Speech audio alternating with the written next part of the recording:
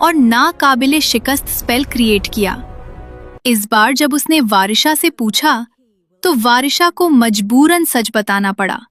कोसों दूर एक नीली झील के गहरे पानियों में एक सुनहरी मछली रहती है। उस मछली के अंदर एक भंवर है। उस भंवर के अंदर एक छोटा सा बॉक्स है और उस बॉक्स के अंदर एक कीमती मोतियों का हार है। मेरी जान उस हार में है। मलिका को आखिरकार सच मालूम हो गया। वो रोती हुई बादशाह के पास गई और अपने 7 बेटों की मौत का रोना रोते हुए मक्कारी से बोली, मैं अपने बेटों के गम में बहुत उदास हूँ। बादशाह को उसकी चालों का इल्म नहीं था। उसने पूछा, बोलिए मलिका, मैं आपके लिए क्या कर सकता हूँ? मलिका ने बादशाह से उस नीली झील वाले मोतियों के हार की फरमाइश की। बादशाह अपनी मलिका की ख्वाहिश पूरी करने के लिए उस दूर दराज और पुरइसरार झील की तलाश में निकल पड़ा और आखिरकार वहां से वो हार हासिल करके मलिका को दे दिया। उधर महल में वारिशा को मालूम हो चुका था कि अब उसका वक्त खत्म होने वाला है। वो दबे पांव महल से निकली और अपने गरीब लेकिन दिल से मेहरबान वालदैन के पास आई।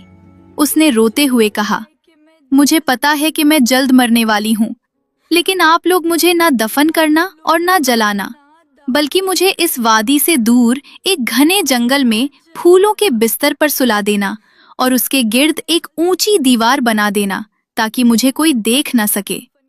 माँ बाप ने अपनी बेटी की आखिरी ख्वाहिश पूरी की। जब वारिशा बेजान हो गई तो उन्होंने रात के अंधेरे में उसे एक घने जंगल में मुंतकिल किया, एक खूबसूरत फूलों का बिस्तर सजाया और उसके गिर्द एक ऊंची और मजबूत दीवार तामीर कर दी। दूसरी तरफ बादशाह अपने बेटों के गम में निढाल रहता था और अपना दिल बहलाने के लिए रोजाना शिकार पर जाता था।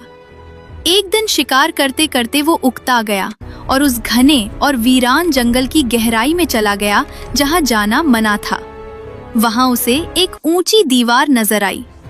बादशाह ने किसी न किसी तरह वो दीवार पार की और दूसरी तरफ का मंजर देखकर दंग रह गया। वहां फूलों के बिस्तर पर निहायत हसीन वारिशा बेजान लेटी थी। बादशाह ने वारिशा को जगाने की बहुत कोशिश की, मगर वो ना उठी। बादशाह को इस सोती हुई खूबसूरत लड़की से मोहब्बत हो गई। वो अब रोजाना वहां आता और घंटों वारिशा के पास बैठा रहता। एक दिन जब बादशाह आया तो उसने देखा कि वारिशा के पास एक छोटा सा बच्चा खेल रहा है। बादशाह